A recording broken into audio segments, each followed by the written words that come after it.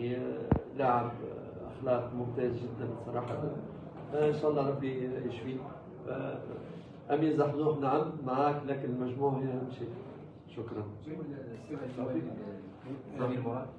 كوتش نبي فيزيتاسيون. الله يبارك. مراد الزناجي جورناليست دو سي تي في.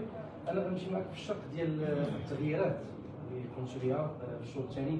تنظن جونيا في المورا امر واقع، وبالتالي تمكنتم من فك شفره دفاع اتحاد توادى. لا يمكنني ان اعطي لنفسي التغييرات هي يعني بكل صراحه، يعني المجهود هو مجهود لاعبين، هذا من واجبي باش نصلح خطا ربما انا كنت سبب فيه. فلما نعمل تغييرات مش معنى انا يعني معنى ربما ربي يفتح بصيرتي باش نغير خطا ربما انا وقعت فيه. فهذا هو يعني بصراحه لا اكثر ولا اقل يعني. السؤال الوالي الزميل سمير.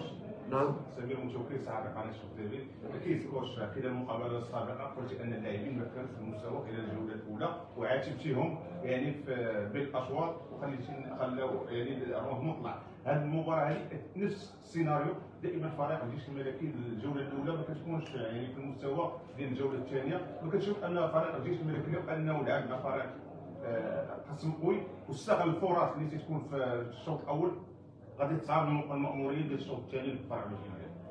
ان شاء الله كل الفرق اللي تبدا تسجل 2-0 في الشوط الاول تكون دون المستوى. لم اقل لم نكن في دون المستوى المباراه اللي فاتت.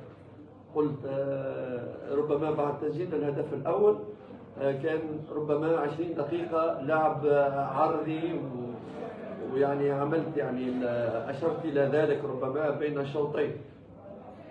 لكن في الشوط الاول في مباراه الفارق كنا ليس لا اظن ان فريقي في الشوط الاول في المباريات لا يكون جيد. لا استذكر المباريات تشوف اللي اغلبيه المباريات كنا جيدين، لكن تصير احيانا اللي الامور ما تمشيش كما انت تتمناها.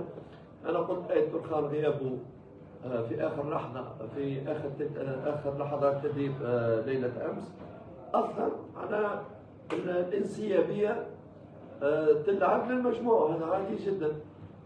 وهذا هو السبب اللي ضمن معناتها لقينا صعوبات في الشوط الاول اكثر ولا اقل. تفضلوا بارك الله فيكم. شكرا.